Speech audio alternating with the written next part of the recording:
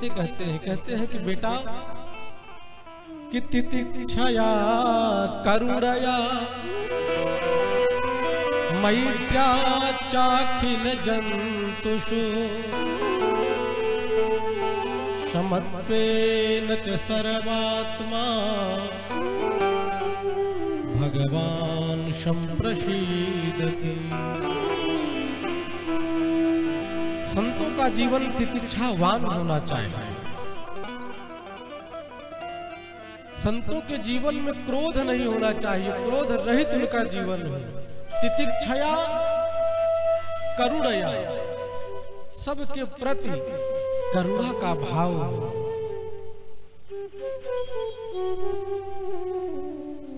और फिर कहते हैं मैत्र्या चाखिल जंतुषु, इस अखिल ब्रह्मांड में जितने भी चराचर जीव हैं सब में मैत्री की भावना रखना, सबके प्रति, क्योंकि सब में भगवान है।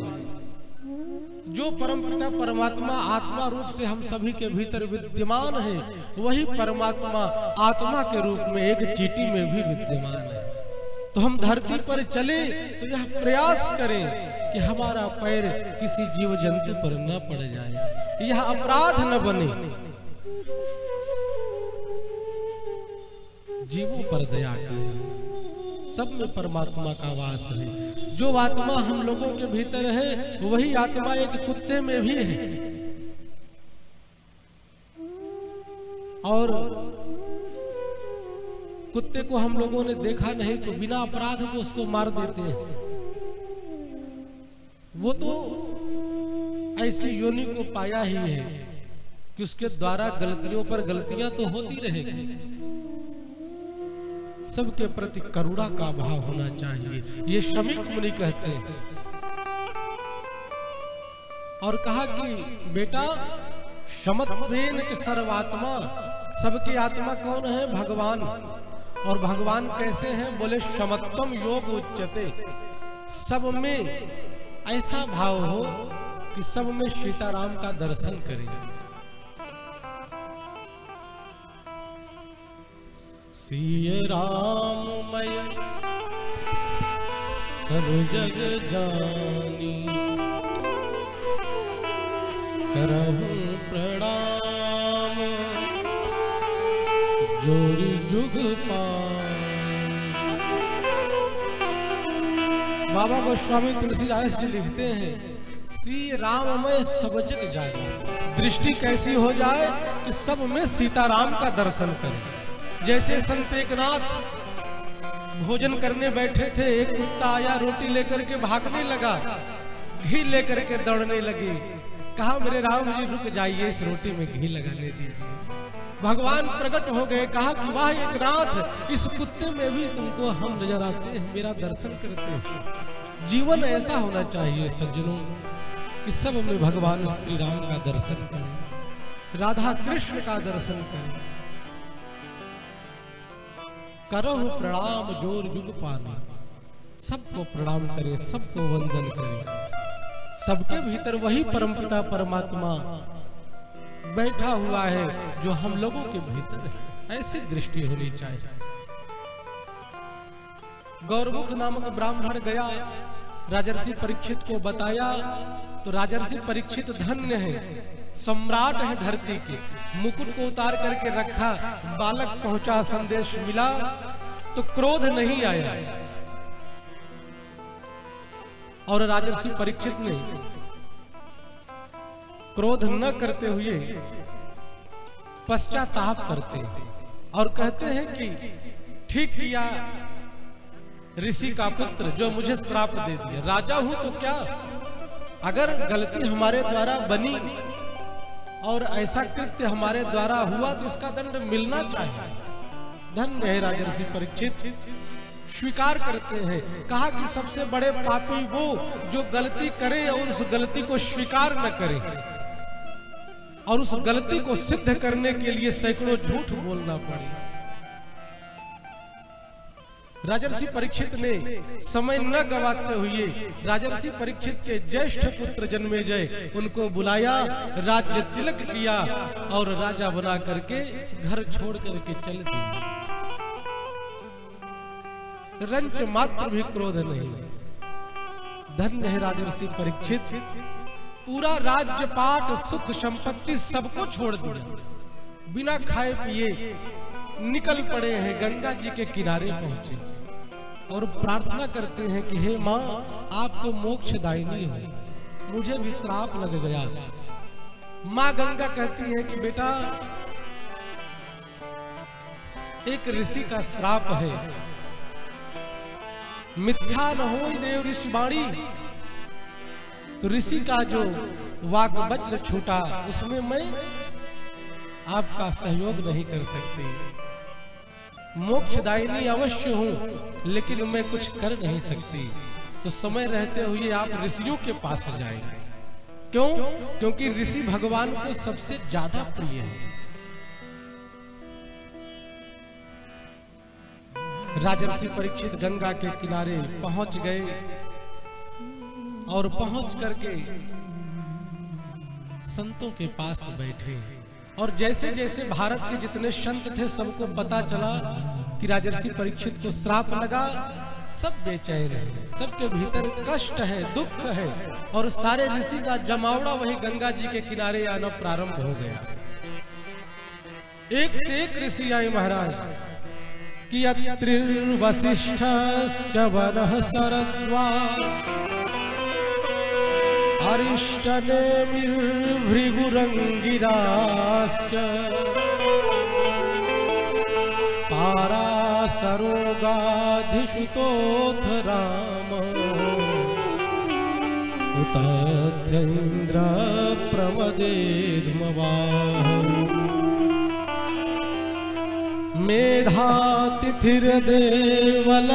मेधातिथिर्देवलदेवरातो भारद्वाजो गौतम पिप्पलादः मैत्रेय ऊर्वः कवशः कुम्भयोनि द्वैपायनो भगवान् नारदश्च अन्ये च देवर्षि ब्रह्मर्षिवर्या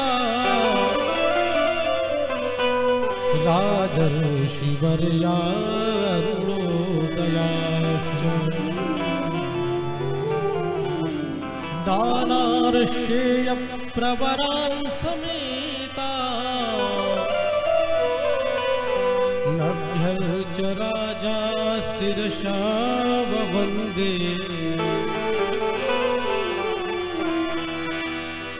उस गंगा के तट पर महर्षि अत्रि, महर्षि च्यवन, महर्षि वशिष्ठ, द्वैपायनो भगवान नारदश्च, महर्षि वेदव्यास जी, महर्षि पाराशर और भगवान स्वरूप भगवान के 24 अवतारों में नारद जी का भी एक अवतार है। नारद जी भी महर्षि कुंभज अगस्त ऋषि, महर्षि पिप्पलाद, महर्षि और ऐसे ऐसे दिव्यात्मा महर्षियों का आगमन हुआ, लेकिन किसी के समझ में नहीं आ रहा था कि ऐसा क्या किया जाए जिससे 7 दिन में राजर्षि परीक्षित का जीवन धन्य हो जाए और अकाल मृत्यु से बच जाए। ऐसा क्या किया जाए? सब चिंतित हैं,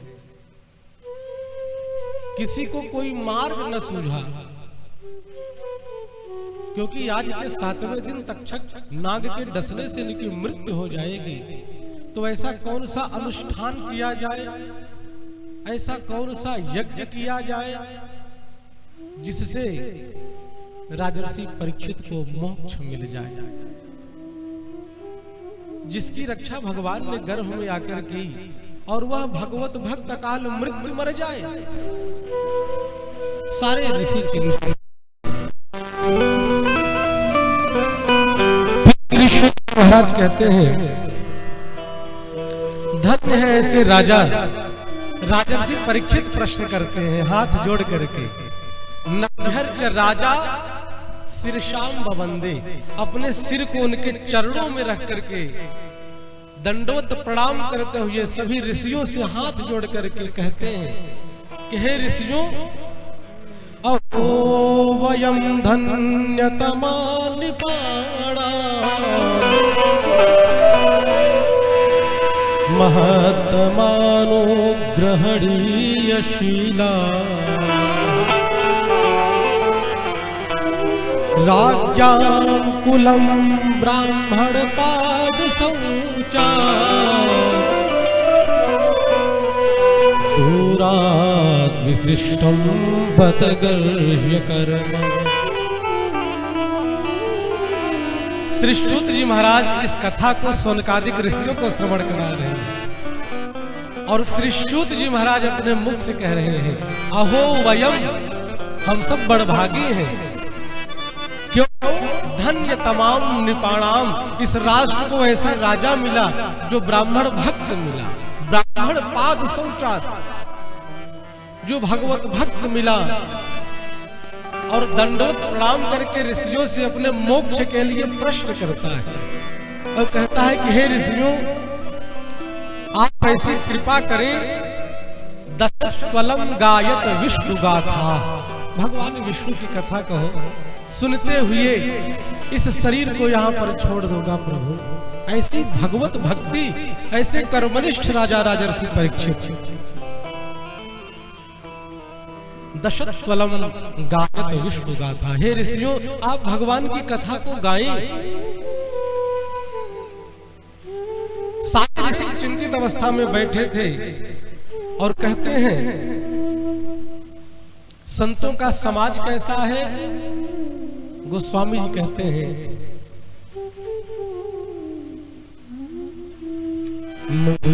मंगलमय संत समाज, मंगलमय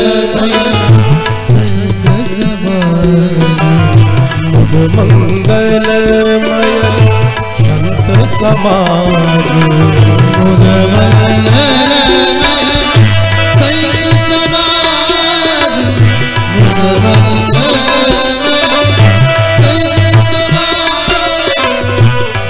जग जंगम तीरथ राज,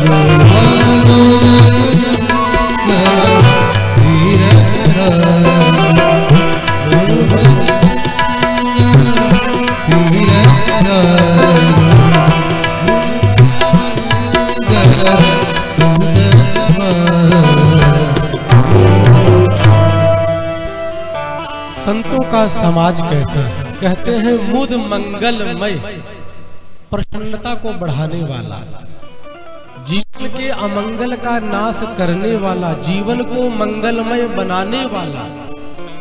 और कहा कि जैसे हमको कहीं पर जाना हो तीर्थ में तो उसके लिए धन लगेगा, साधन की व्यवस्था करें और पैसा रुपया खर्च करके उस तीर्थ में जाएं, वहां पर रहें। और संतों का समाज कैसा है? बोले जो जग जंगम तीर्थ राजा। माघ मेले में हम लोग जाते हैं तो साधन की आवश्यकता पड़ती है, रुपया पैसा खर्च करके वहां पहुंचते, तब जाकर के तीर्थ का सेवन करते। कहा लेकिन संतों का, बोले ये चलते फिरते तीर्थ है। संत कैसे हैं? बोले ये चलते फिरते तीर्थ है। अगर हमारा जीवन संकटों से घिरा हो,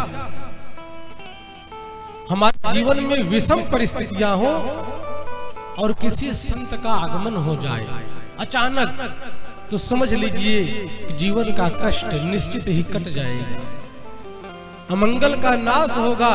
भगवान ही उस संत के रूप में आकर के हमारी रक्षा करते हैं। और बाबा गोस्वामी तुलसीदास जी कहते हैं कि बिनु शत संगन हरि कथा, तिन बिनु मोहन भाग।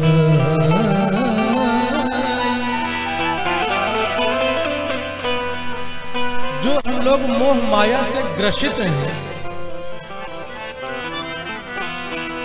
ये कारज गृह कारज नाना जंजाला, हम इसी में उलझे हुए हैं। और उसमें यदि भगवान की कथा मिल जाए तो कहा समझ लीजिए परमात्मा की कृपा हो गई है, इसमें संदेह नहीं। कि मोह गए बिनु राम पद होहि न दृढ़ अनुराग। जब तक भगवान की कथा नहीं मिलेगी तब तक सज्जनों भगवान के प्रति हमारा अनुराग, हमारा विश्वास दृढ़ नहीं होगा। जब कथा मिलेगी और कथा हमारे भीतर प्रवेश करेगी तो निश्चित है परमात्मा के प्रति हमारा अनुराग बढ़ेगा।